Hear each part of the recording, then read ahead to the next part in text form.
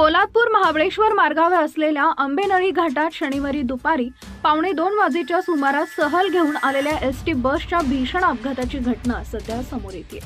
एका तीव्र वळणावर सुसाट धावणाऱ्या एसटी बसवरील चालकाचं नियंत्रण सुटल्यामुळे एसटी बस रस्त्याच्या कडेला जाऊन पलटी झाली आणि त्यानंतर सगळीकडे विद्यार्थ्यांचा आरडाओरडा सुरू होता।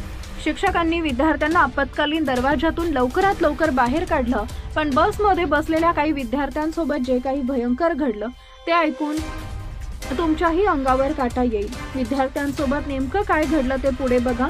त्या अगोदर चॅनलवर नवीन असाल तर चॅनलला सबस्क्राइब जरूर करा, जेणेकरून अशा प्रकारच्या अपडेट्स या तुमच्यापर्यंत पोहोचत राहतील। पोलादपूर महाबळेश्वर मार्गावर असलेल्या आंबेनळी घाटात शनिवारी दुपारी 1:15 वाजेच्या सुमारास सहल घेऊन आलेल्या एसटी महामंडळाच्या बसचा हा अपघात झाला। नाशिक जिल्ह्यातील दिंडोरी येथील विद्यार्थ्यांची सहल घेऊन आलेली एसटी बस प्रतापगडाहून महाबळेश्वरकडे निघाली होती। बसमधून 60 प्रवासी प्रवास करत होते। वाडा कुंभारोशी गावापासून 2 किलोमीटर अंतरावर येताच एका तीव्र वळणावर चालकाचं नियंत्रण सुटलं व बस रस्त्याच्या कडेला कलली। एसटीची चाकं मातीच्या ढिगाऱ्यात रुतून बसल्यानं बस पलटी होता होता वाचली। सर्व विद्यार्थ्यांना तातडीनं आपत्कालीन दरवाजातून बाहेर सुरक्षित काढण्यात आलं।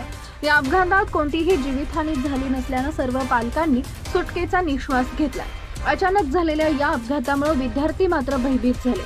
काही वेळात चालकानं बस रस्त्यावर सुरक्षित काढली। यानंतर बस विद्यार्थ्यांसह महाबळेश्वरकडे मार्गस्थ झाली।